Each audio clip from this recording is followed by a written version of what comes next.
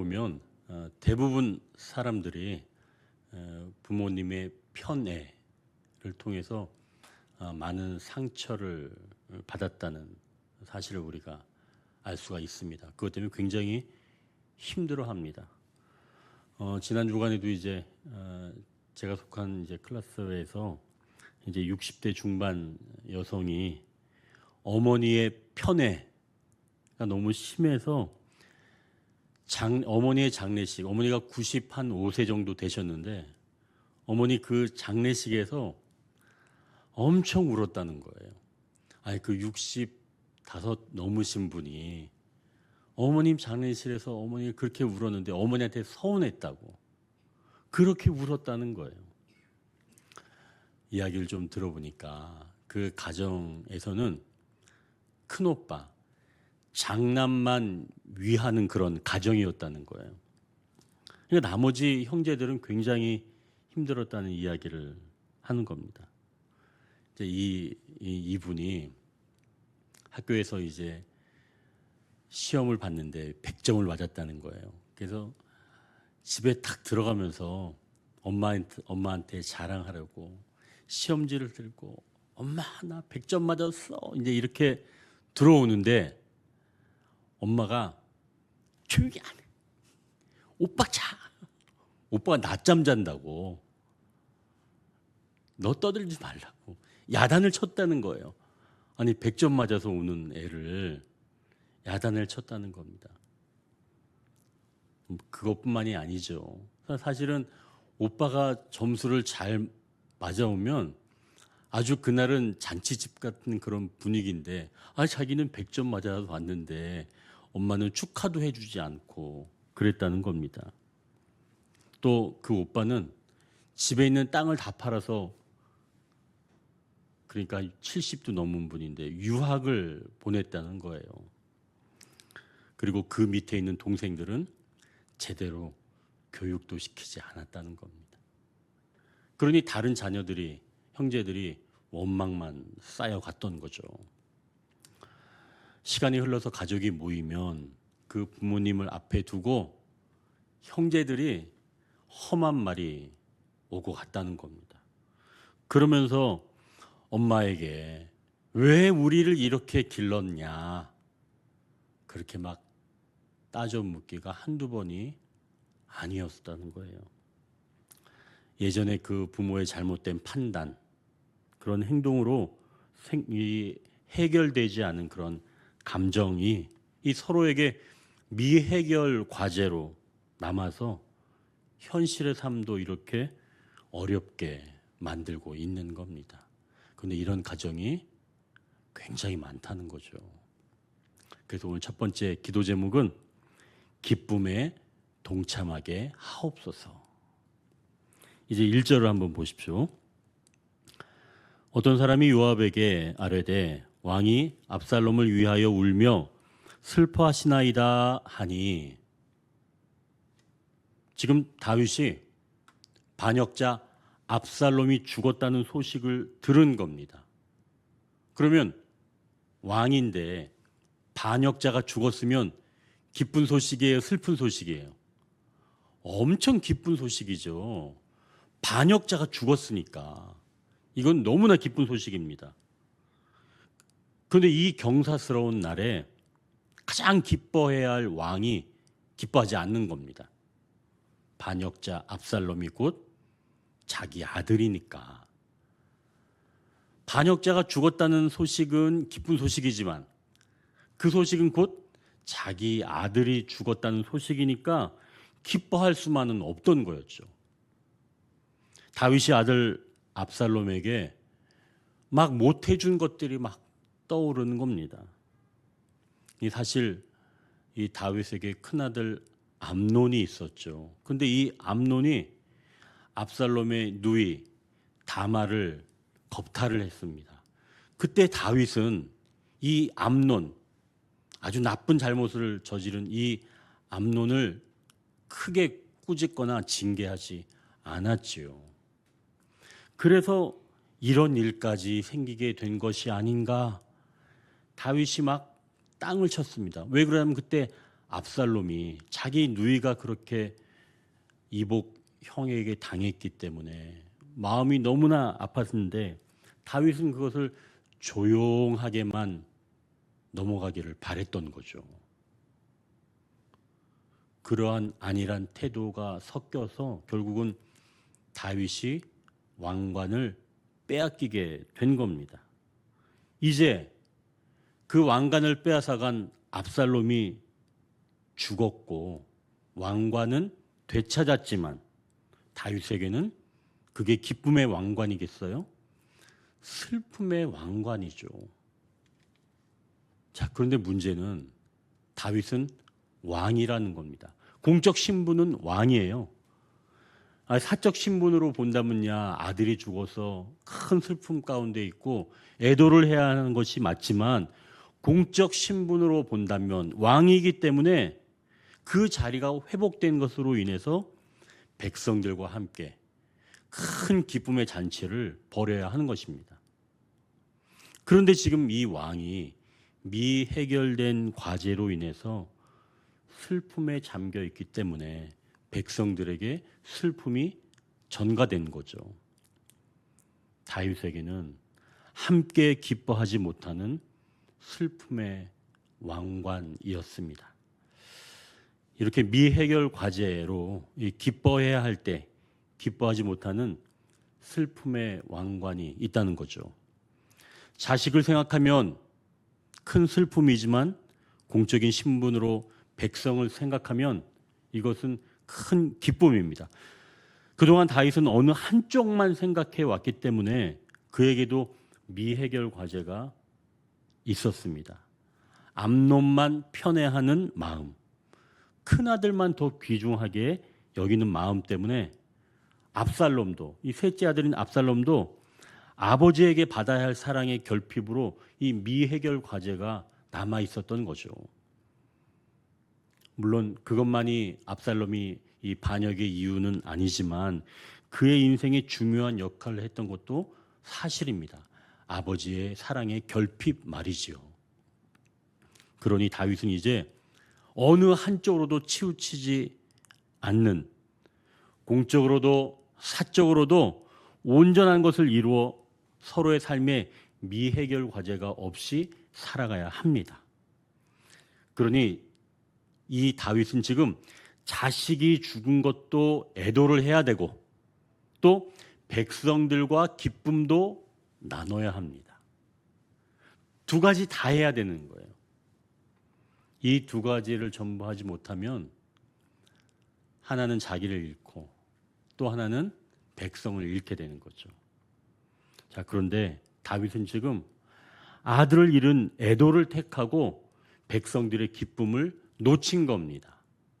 지금 그런 거죠. 그러니까 지금 이 다윗의 슬픔이 백성에게 전가된 거죠. 결국 지금 다윗은 슬픔의 왕관을 쓰고 있는 겁니다. 자, 이제 그럼 우리 삶을 좀 돌아보십시오. 나는 기쁨에 쉽게 동참하고 있는가? 나의 슬픔이 다른 기쁨을 막고 있지는 않는가? 아니면 어떤 특정한 사람의 기쁨에는 동참하고 싶지 않은가? 만약 나의 행동이 누군가에게 미해결 과제로 남겨질 이유가 있다면 나도 좀 기쁨에 동참해야 하는데 무엇인가 가로막는 것이 있다면 나 역시 기쁨에 동참할 수 있도록 넓은 안목을 주옵소서. 우리가 이런 기도를 해야 한다는 거죠. 여러분, 우리는 기쁨에 함께 동참할 줄 알아야 합니다. 그런데 이게 잘 안 되는 거예요. 아니, 자식이 좀 기뻐하는 일이 있으면 같이 기뻐해야 하는데 내 삶의 무게 때문에 같이 기뻐하지 못하는 일이 종종 있다는 것이죠. 그런 것들이 나중에는 미해결 과제로 남게 된다는 겁니다. 그러니 우리가 이제 이렇게 함께 기도해야 할 줄 압니다. 하나님, 함께 기뻐할 수 있는 자로 살게 하여 주옵소서. 이 기도 굉장히 중요한 것 같아요. 저도 이 웃음에 좀 인색해서 그런지 남이 즐거운 일이 이렇게 있고 기쁜 일이 있을 때 같이 막 그냥 박장대소하면서 웃어주는 게 좀 약해요. 그래서 저도 거울을 보고 좀 많이 연습을 해야 되는데, 여러분들은 남이 기쁜 일이 있다면 오히려 그보다 더 기뻐하는 여러분이 되시길 주님의 이름으로 축원합니다. 기쁨에 동참하는 자세, 그게 바로 주님께서 바로 우리의 기쁨에 동참하시는 모습 아니겠어요? 자, 이제 두 번째 기도 제목은 슬픔을 위로받게 하옵소서. 먼저 5절을 한번 보십시오. 5절 같이 읽겠습니다. 요압이 집에 들어가서 왕께 말씀드리되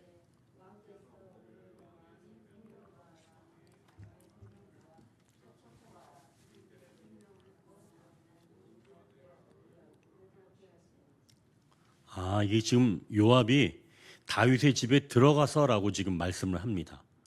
요압이 누구예요? 다윗의 어떤 사람이죠? 다윗의 신하예요. 물론 이제 최측근이죠. 그런데 지금 이 요압이 다윗의 집에 훅 들어갔다는 거예요.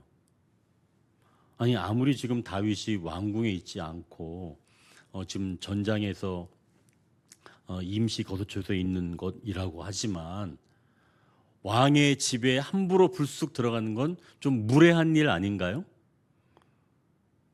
자, 그리고 이제 요압이 또 어떤 요구를 했는지 6절, 7절을 한번 보십시오. 제가 6절 읽고 여러분들이 7절 읽으십시오.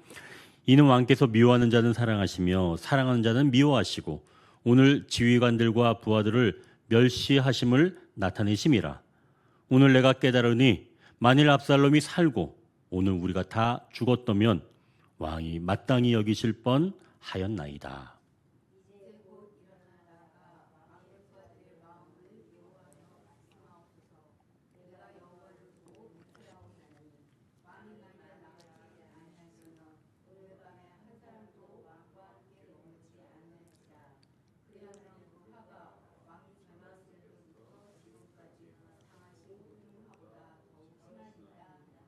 아멘. 요압은 지금 군사들이 개선하는 그런 병사들이 돼야 되는데 전쟁을 이기고도 지금 부끄러워서 각자 처소로 돌아가고 있다는 겁니다. 그러니 왕으로서는 도저히 할 일이 아니라는 거죠. 그래서 요압은 지금 다윗 왕에게 이제 곧 일어나서 부하들의 마음을 위로해 주는 그런 말씀을 좀 해 주십시오 라고 요구하는 겁니다. 왕에게. 왕이 기쁨에 동참하지 못하니까 이제는 그의 밑에 있는 사람이 불쑥 그 집에 들어가서 요구까지 하게 되는 거예요. 이런 일이 생긴다는 거죠. 함께 기쁨에 동참하지 못할 땐 말입니다. 물론 여기에는 요압의 그 마음이 숨은 마음이 좀 있죠. 왜 그러냐면 다윗이 그것을 기뻐하면 자기가 압살롬을 죽였기 때문에 그런 것들이 좀 무마가 되겠죠. 그래서 빨리 다윗에게 또 백성들의 위로하고 좀 같이 기뻐하십시오라고 말했을 수도 있습니다. 그러나 어찌되었든 왕은 개인의 슬픔에만 잠겨있는 이 자유를 허락받지 않고 왕관을 쓴 자로서 책임을 다할 것을 지금 요구하는 것이죠. 그래서 왕은 개인적인 슬픔을 억누른 채 왕관의 무게를 감당하기 위해서 백성에게 나아가고 있습니다. 자, 여기서 이제 생각해 볼 것은 물론 이제 왕이 백성들에게 나아가 기쁨을 함께 나눠야 되겠죠. 그리고 그들을 격려해야 합니다. 분명 왕은 기쁨을 나누는 사람이겠죠. 그러나 인간이라면 슬픔도 분명히 처리를 해야 합니다. 막 애도를 해야 되는데 애도를 못하고 그 애도를 하지 않고 남겨두게 되면 그것 역시도 미해결 과제로 남는 겁니다. 자, 그러면 정말 다윗의 이 큰 아픔도 함께 해줄 그런 자가 좀 필요하지 않을까요? 다윗의 위로를 받아줄 수 있는 그러한 자가 좀 필요하지 않을까 말입니다. 다윗은 지금 왕관의 무게를 견디면서 백성에게 나아가는 거예요. 눈물을 감추면서 기쁨을 나누려고 다가가는 이 다윗과 같은 인생들이 사실은 우리 주변에도 많이 있습니다. 아니, 우리의 모습 아닌가요? 가족들을 위해서 삶의 현장에서는 지치고 너무나 힘이 듭니다. 눈물이 납니다. 그러나 가족들과 함께 기뻐하기 위해서 그 힘든 것을 뒤로 한 채 가족들에게 웃음을 보여야 하는 때가 있다는 거죠. 그러면 마땅히 그 슬퍼할 것들은 처리를 받아야 할 텐데 누군가는 그 슬픔을 위로해 줄 사람이 필요하지 않은가 말입니다. 그래서 우리에게는 슬픔을 위로해 줄 그런 사람이 역시 필요하다는 거죠. 여러분, 그렇다면 누가 우리의 그러한 슬픔을 위로해 주실 수가 있을까요? 이제 세 번째 기도 제목으로 갈 수 있겠죠? 무거운 왕관을 쓰고 백성에게 나아가는 한 사람이 있습니다. 이제 우리가 8절 상반절을 같이 한번 읽겠습니다.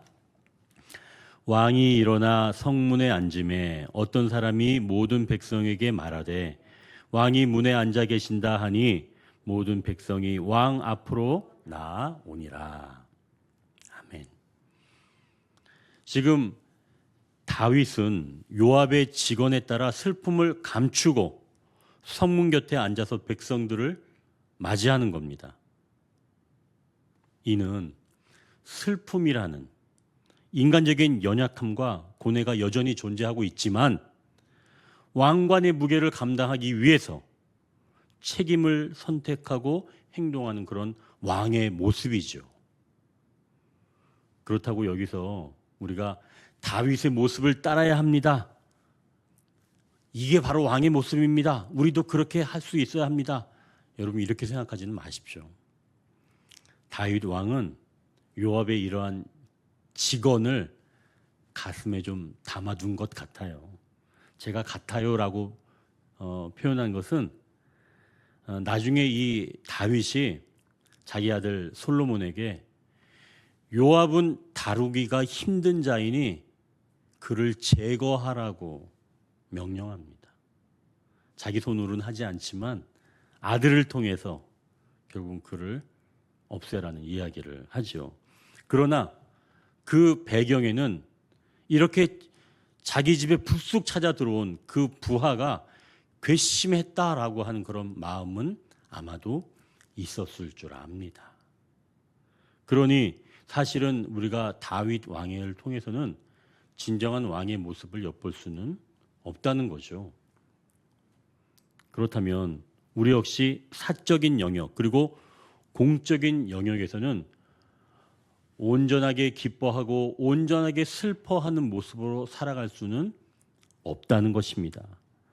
슬픔과 기쁨이 하나의 뿌리일 때 우리는 두 가지 모두를 취할 수 없는 연약한 존재라는 것이죠. 그 어느 것에도 온전하고 두 가지 모두를 만족시키면서 살아갈 수는 없는 존재입니다. 우리가 그렇다는 거예요.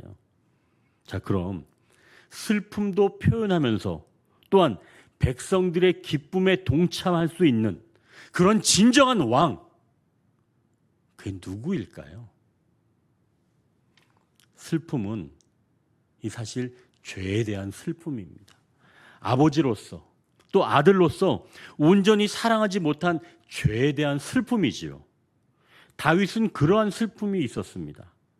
자신의 죄에 대한 슬픔이에요.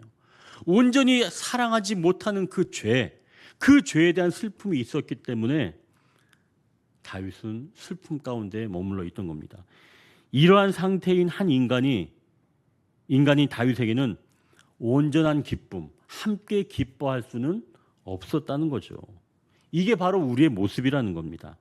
그래서 인간은 누구나 미해결 과제를 안고 살아갈 수밖에 없다는 거예요. 우리가 아무리 완벽한 부모가 된다고 하더라도 자식은 미해결 과제를 안고 살아갈 수밖에 없다는 거예요. 왜요? 온전히 사랑을 받을 수 없기 때문입니다.